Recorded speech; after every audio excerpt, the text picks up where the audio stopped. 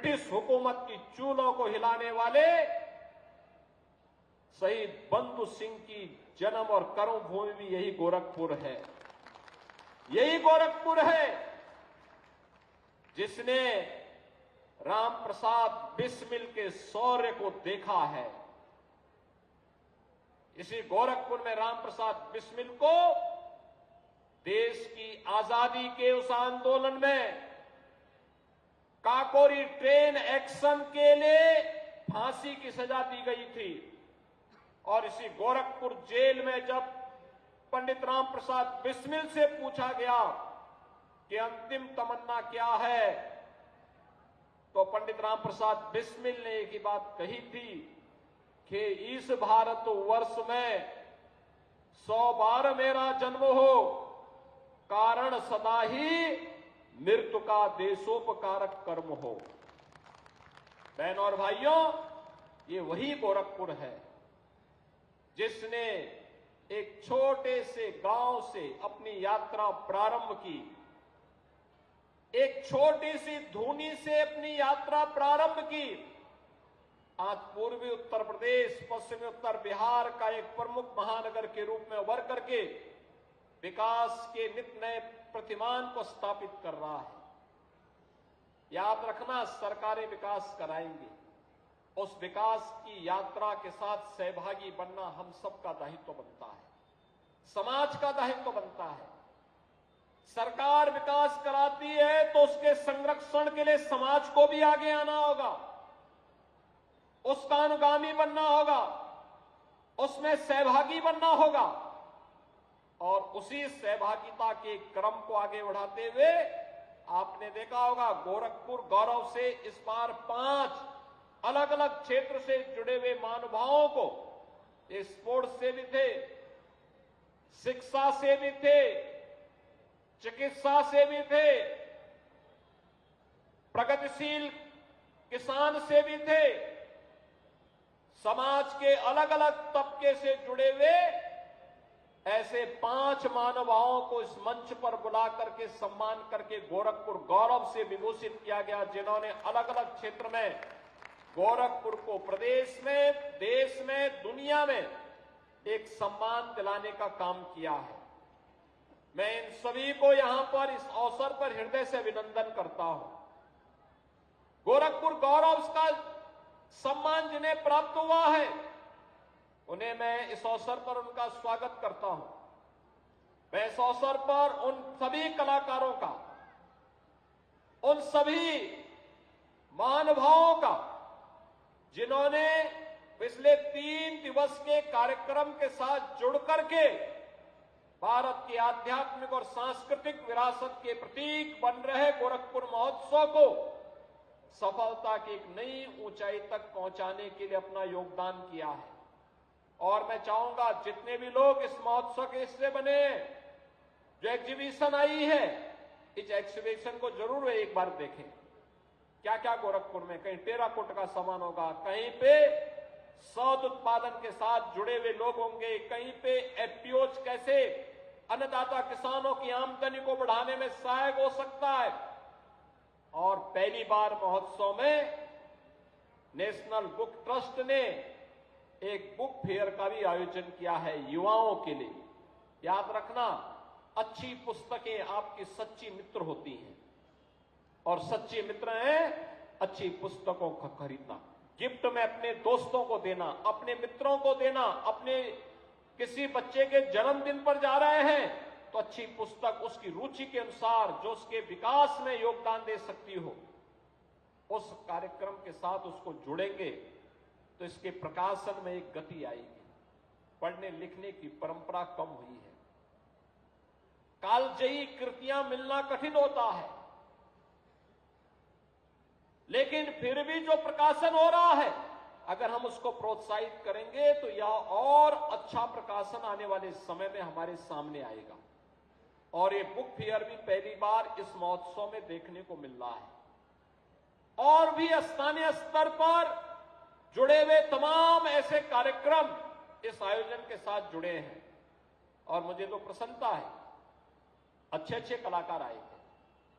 मुझे समय नहीं मिल पाया, मैं अभी थोड़ी देर पहले ही गोरखपुर पहुंचा हूं, लेकिन अन्यथा तीनों दिन मेरी रहने की इच्छा थी कि इस कार्यक्रम में रहूं, गोरखपुर के बारे में, आध्यात्मिक और सांस्कृतिक परंपरा को मंचीय कार्यक्रम के माध्यम से देखूं, समझूं और उसके लिए कहां पर सरकार के स्तर पर कौन सा प्रोत्साहन हो सकता है, उसके बारे में भी हम योगदान दे सकेंगे। इस बात को लेकर के हम यहां के साथ जुड़ेंगे। लेकिन आयोजन समिति से जुड़े हुए सभी लोगों ने मिलकर के इसको एक नई ऊंचाइयां देने का काम किया है। इस समय इतनी भीषण सर्दी में भी ये हजारों की भीड़ इस बात को लेकर के महोत्सव है, हम इसका हिस्सा बनेंगे, यह प्रोत्साहन अत्यंत महत्वपूर्ण है। 12 जनवरी को इसका समारोह इसलिए भी हो रहा है क्योंकि कल पौष पूर्णिमा है। कल से इस 2025 12 वर्ष के बाद आने वाला और इस बार तो 144 वर्ष के बाद विशिष्ट मुहूर्त के साथ जुड़ने वाला महाकुंभ प्रयागराज कल से प्रारंभ हो रहा है, प्रयागराज की धरती पर। यानी 13 जनवरी से 26 फरवरी तक 45 दिन का यह भव्य आयोजन कल से प्रारंभ होने जा रहा है। आप याद करिए, इस पूरे आयोजन में 40 करोड़ की आबादी आएगी। 40 करोड़ लोग, 40 करोड़ श्रद्धालु, साधु संत, देश और दुनिया के अतिथि वहां सहभागी बनने जा रहे हैं। 40 करोड़ की आबादी दुनिया के अंदर भारत और चीन के बाद किसी और देश के पास नहीं है। जितनी आबादी एक अस्थायी स्थिति में अकेले प्रयागराज में आने वाली है। मां गंगा, यमुना और सरस्वती नदी के त्रिवेणी में संगम में स्नान करने का एक सौभाग्य प्राप्त होगा।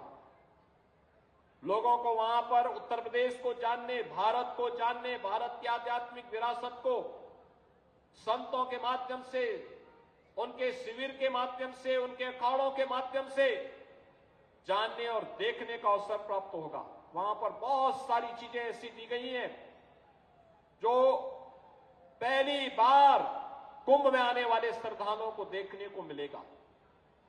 वहां पे अक्षय वट कॉरिडोर भी बना है, मां सरस्वती कूप का कॉरिडोर भी बना है, बड़े हनुमान जी मंदिर का कॉरिडोर बन गया है, पातालपुरी का कॉरिडोर बन गया है, महर्षि भारद्वाज कॉरिडोर बन गया है, भगवान राम और निषाद राज के मिलन की भूमि श्रृंगवेरपुर कॉरिडोर बन गया है, नाग वासुकी और ब्रह्मा जी के यज्ञ की भूमि दशाश्वमेध घाट और मंदिर के सुंदरीकरण के कार्य के साथ ही 12 ज्योतिर्लिंग और 4 धाम की यात्रा का भी वहां पर एक अवसर उनके रिप्लिका के माध्यम से देखने का अवसर प्राप्त होगा। 10,000 एकड़ क्षेत्रफल में पूरा आयोजन होने जा रहा है। कल रात्रि की सूचना है 35 लाख श्रद्धालु कल रात्रि तक पहुंच चुके थे प्रयागराज में। रात्रि भर श्रद्धालुओं का तांता लगा रहा। कल 25 लाख श्रद्धालुओं ने संगम में स्नान किया था। आज मेरा अनुमान है कि संख्या 35 लाख तक पहुंच गई होगी। यह अद्भुत उत्साह एक कल से प्रारंभ होने जा रहा है।